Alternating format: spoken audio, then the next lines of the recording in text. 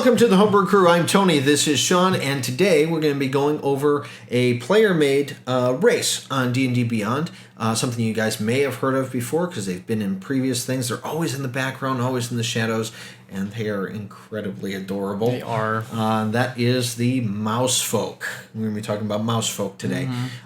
We should give credit to this one. This is DMCorsair, who made this version of the Mousefolk. 14,909 views. Yeah, currently second place. Number 2. Second place of all homebrew races right now, so congratulations. Yes, it has been added to 699 people's campaigns. Today we're going to make that 700 because I'm going to click on that after this. And you know what? It's up there for good reason. We went through this thing, and I personally love it. I think it's fantastic. And here's why. They're cute, they're adorable, and off we go. So initially when you imagine a mouse folk or this humanoid mouse thing, you would imagine that they're pretty quiet. And that kind of goes along with what's been set up here. They are into literature, they're into history, music, art. They kind of remind me a little bit of halflings in a way where they some of them like to be at home or some of them like to go out and venture. So I don't like halflings. And I know you don't. So this is a nice alternative. Yes. This is a great alternative. This is a small similar to what race. I did in my campaign. I replaced all halflings with otter folk. Yeah, exactly. I should have known about the mouse folk. This is a lot cuter before that. But yeah, no, they're very intuitive. Looks like they get into a lot of nifty stuff. And there are actually 2 sub-races for it. But as we start with it, we go down and we start with their ability scores, and they add 2 to dexterity right off the bat. Makes sense. Tiny mouse, hard to hit. Kind of works in with that. Keen senses, they get proficiency in perception, which is always nice. Everybody loves that one. Oh, yeah. I can't tell you how many times that comes into play because that goes into your passive perception. Yeah, exactly. So if you're a mouse, hey. Yeah. Weapons training, they get rapier, short sword, short bow, and hand axe, which is useful if you're a wizard, for example. You can now use a rapier. Nice little backup. Cool. Yep. Nimble Dodge. This one's kind of cool. We were talking about this before. So with the Nimble Dodge feature, whenever you're attacked by an attack of opportunity, you can use your reaction to impose disadvantage. The way I thought of it is like if you ever lived in like a not so great place in your apartment and you see that rat and you grab your slipper and you throw it at the thing or you try to smack it and like you're in a frenzy and you realize where the hell did that rat go? That's what that feature is. Yeah, it's like a Tom and Jerry cartoon. Yeah, right. Yeah, exactly. Hit it, and you can't hit the damn thing. Yeah, exactly. So that's basically what that is, which is a nice little touch. And then with the languages, it can speak, read, and write Common. And wait, what? Gets me what's their language called, Sean? I can't do it. Come on. It's squeak speak. Squeak speak. I love it. It's great. It's absolutely awesome with that. It's a lot of fun. As we said, there are 2 sub-races for this, so in addition to your dexterity, you have your choice of either being the soft paw mousefolk or the meadow guard mousefolk. Now, the soft paw are your urban mice. Yeah, kind of the ones that, probably live in a nice house but are hiding out in the holes, but, they enjoy being inside. Yeah, yeah, this is like Cinderella's mice. Yeah, exactly. Yeah, except they don't make dresses. Or maybe they do, because you actually get...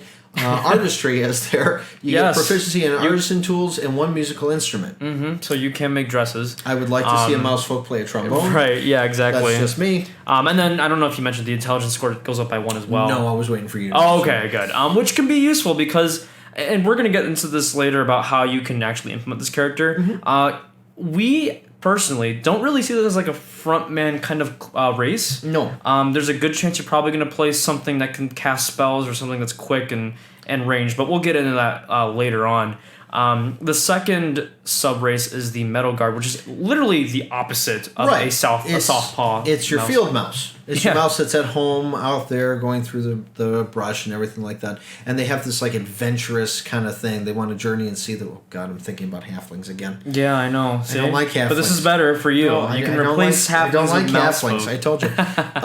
But these guys get a little bit more wisdom. They're a little bit more worldly, so they go out and they actually experience things. So they've got wisdom modifier in there, so that increases by 1.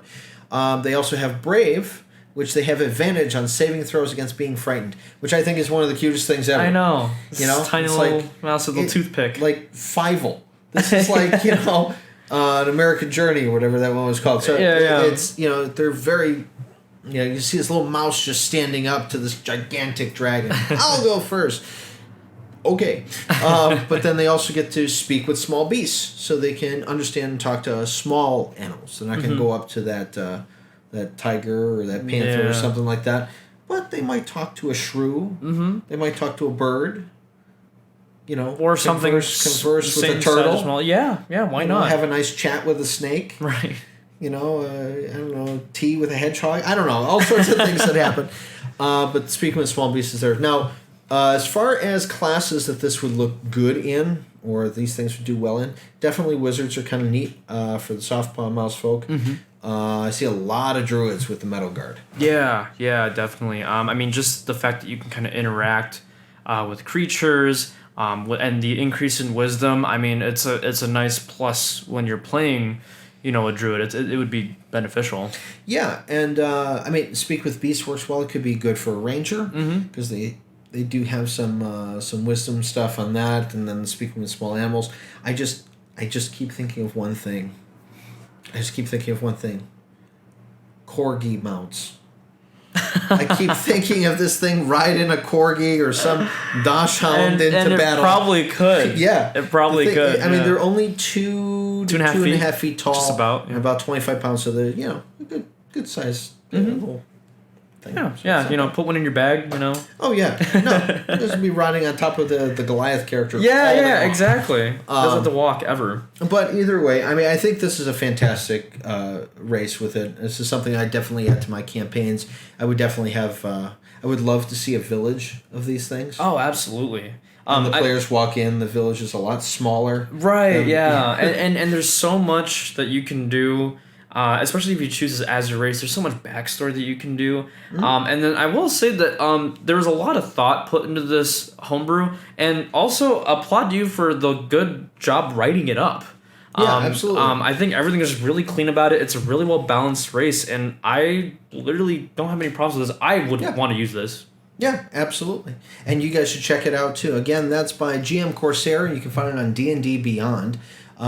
We review every single week. We do classes, races, anything that's on D&D Beyond, because we want your creations to get out there and other people to play with your homebrews, because it's a lot of fun. Oh, yeah. The homebrewing thing is the best part of what we do. And we've got a lot of exciting stuff coming up here, October, November, a lot of great things that are happening with it. So if you like our channel, just like and subscribe. I do that every single time. I know, because we're prepared for it to move again. Somewhere it's around. But definitely like, subscribe, hit that notification bell if you want to get alerted when we do post videos. We promise we will post more. We are having a great time doing this, and we thank you so much for your support. And until next time, keep brewing.